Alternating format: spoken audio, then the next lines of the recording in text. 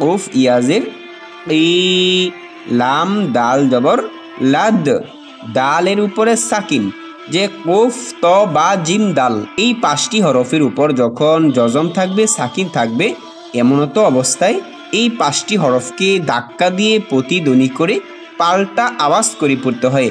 লাম দাল জবর লাদ, কিলাদ, খ পেশ খু, কিলাদ খু, লাম লামজের লিল, কিলাদ খুলিল, জিম নুন জবর জান, নুন জবর না, জান্না, জান্না। কিছু সময় ধরে রেখে পড়েছি নুনের উপর তাসদিদ হওয়ার কারণে।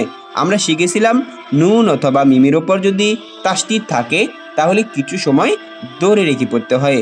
কিলাদ খুলিল জান্না, তা জবর তা, জান্নাতা।